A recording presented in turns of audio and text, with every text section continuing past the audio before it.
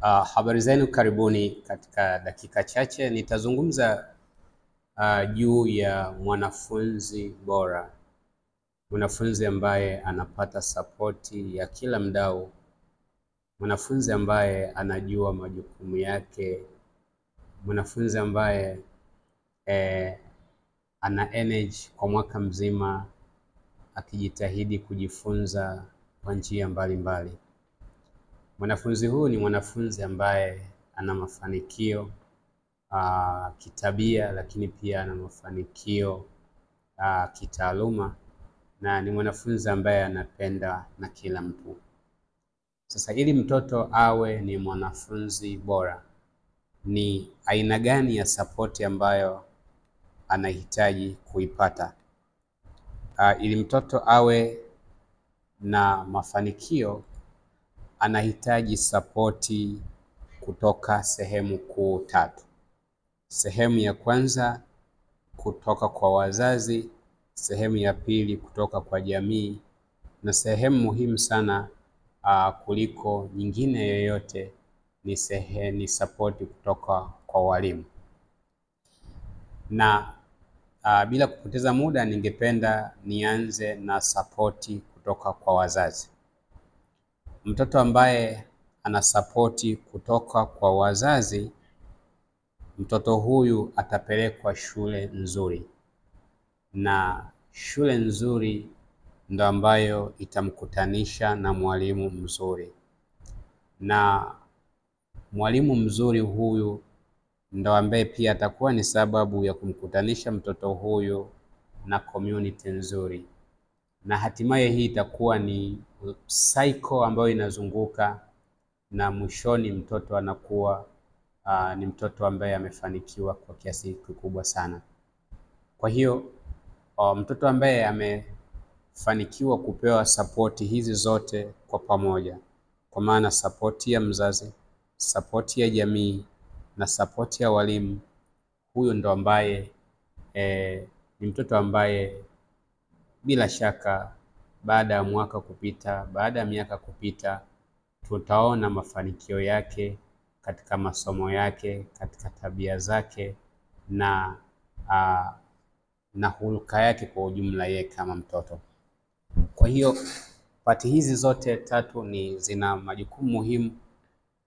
Ili mtoto aweze kufanikiwa, basi pati hizi zote tatu zina jukumu kubwa la kufanya ili tuweze kufanikiwa kupata kijana ambaye atakuwa ni successful.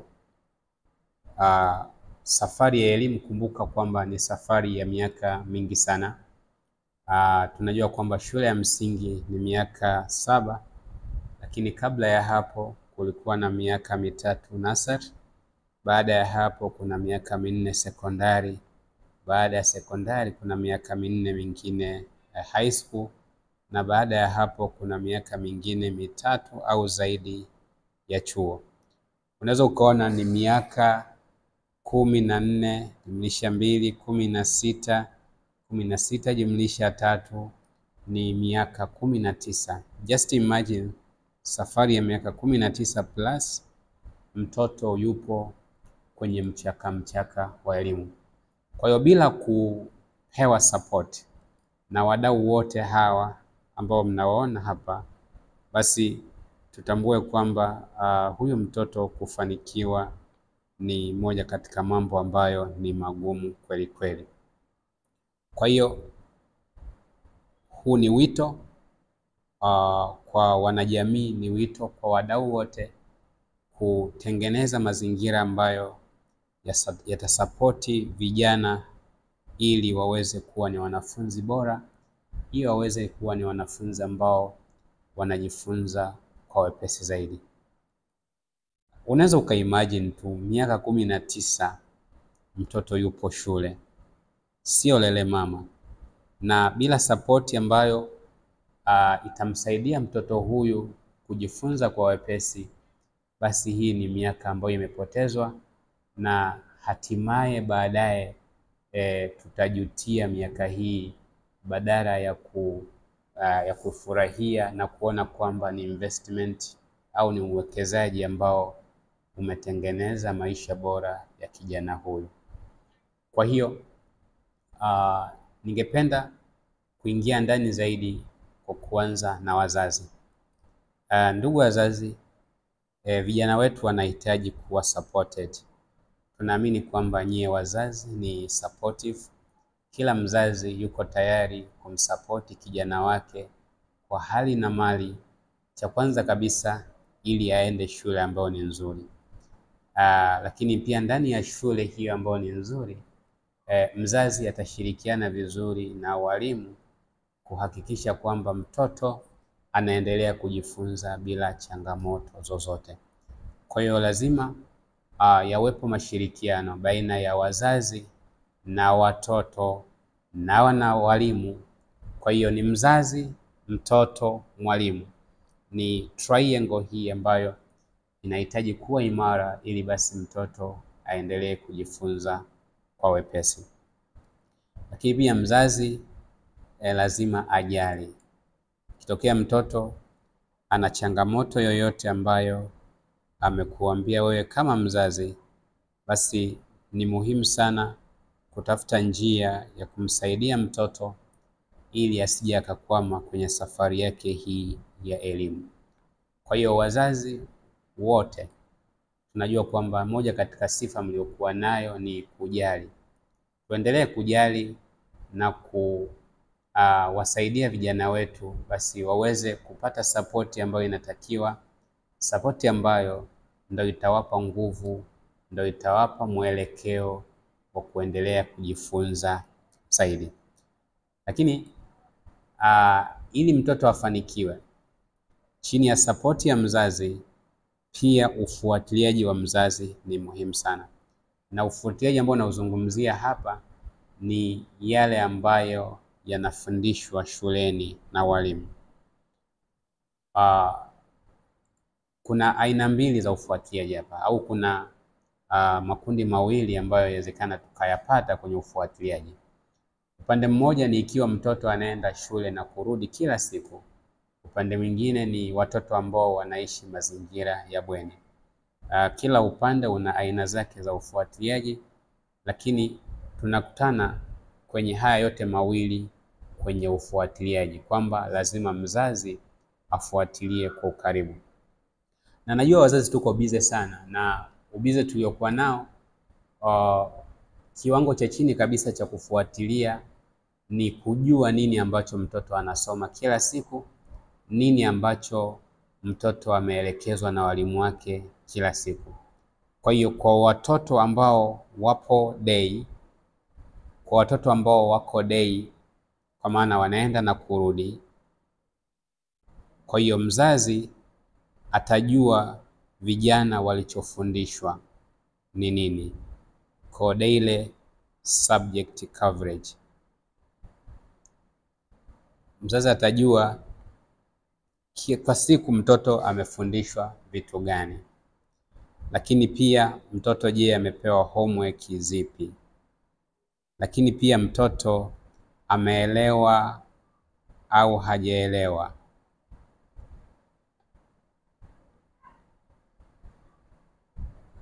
Lakini je, kuna resource support ambazo mtoto anaweza akapewa ili aweze kuendelea kufanya vizuri au la.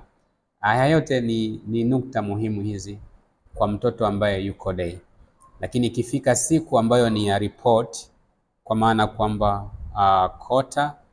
quarterly au termly reports, basi mzazi lazima aende kuchukua ripoti na afuatilie kwa karibu. Kama kuna changamoto ambayo ataiona kwenye ripoti, aweze kukaa na walimu na kudiscuss, ili hatimaye turudi kwenye kumsapoti huyo mtoto ambaye tunataka awe ni mtoto mzuri, awe ni mtoto ambaye amefanikiwa. Lakini kwa mtoto ambaye yuko boarding, follow up ya mzazi inaweza ikawa ni tofauti kidogo, kwa sababu boarding walimu wanafundisha, wanatoa homework, wanawasaidia watoto one to one. Kwa hiyo ufuatiliaji wa mzazi hapa inakuwa kidogo huko katika level ambao ni minimum. Kwa hiyo kwenye minimum level ya ufuatiliaji ambao mzazi anaweza akaifanya, cha kwanza ni kuwasiliana na shule, communications. How frequently you communicate with the school as a parent. Na mawasiliano hapa, mtu muhimu sana ambaye unaweza ukawasiliana naye mzazi ni class teacher, mwalimu mlezi wa mtoto wako. Class teacher ama mwalimu mlezi ataweza kukupa detail nyingi kuhusu mtoto, changamoto ambazo anapitia, maisha ambayo anaishi katika mazingira yake ya bweni, na kama kuna chochote ambacho basi unaweza ukakisaidia, manake utaambiwa na mwalimu wa darasa. Lakini kwa mzazi ambaye kijana wake yuko boarding, pia ikifika kipindi cha kuchukua ripoti, basi ni muhimu sana kufuatia ripoti na kujua maendeleo halisi ya mtoto ni yapi. Ukifanya hivi, ndugu mzazi, basi utakuwa umemsapoti kijana, na tunaamini kwamba tutakuwa na kijana ambaye ana mafanikio.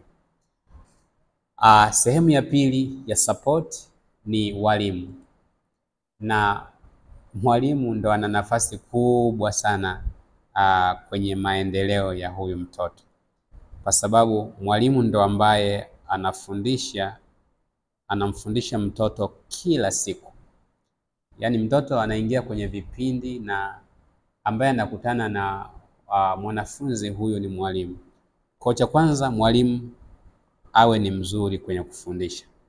Kwa hiyo best in teaching. Mwalimu akiwa mzuri kwenye kufundisha, basi atapendwa tu na watoto. Na hakuna mwalimu mzuri darasani ambaye hapendwi na wanafunzi. Kwa hiyo mlango wa kwanza wa kukubalika kama mwalimu ni kuwa mzuri kwenye somo ambalo anafundisha.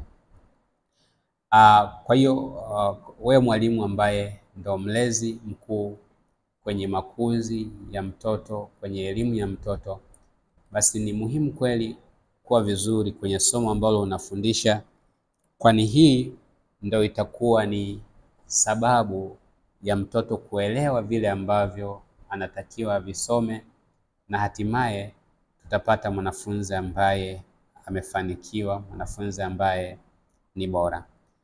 Lakini pia mwalimu lazima of course ajitahidi awe ana care. A teacher has to be a caring person.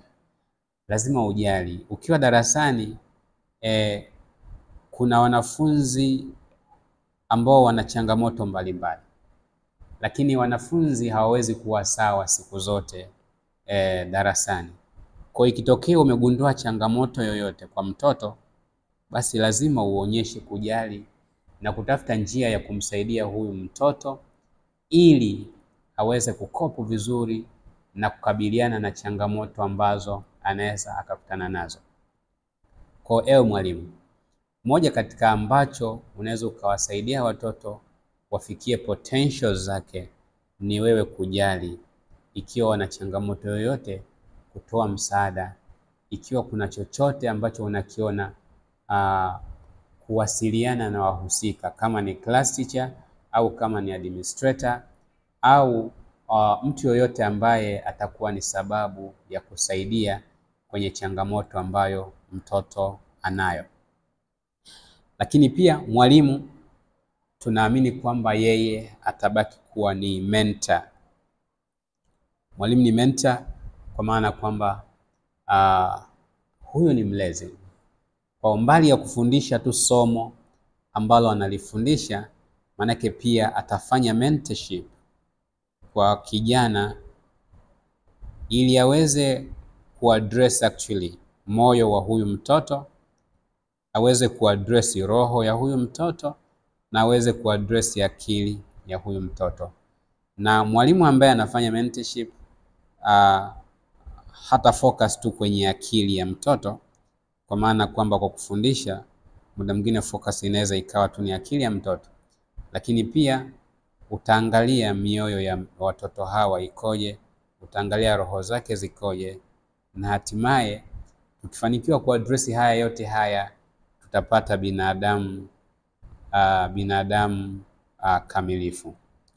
Na binadamu kamilifu basi atakuwa ni mtoto ambaye kesho na kesho kutwa atakuwa na msaada mkubwa sana kwenye maendeleo ya nchi yetu, kwa sababu atakuwa ametengenezwa kwa kuzingatia misingi yote of course ya mtoto kukuzwa na hatimaye kuwa mtu ambaye atakuwa na msaada mkubwa katika jamii. Lakini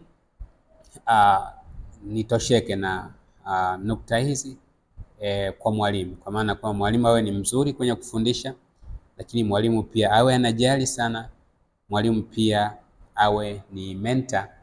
Lakini kabla ya kufunga nukta hii niseme tu kwamba mwalimu pia ni kama mzazi. Kwa hiyo a teacher who is like a parent. Okay?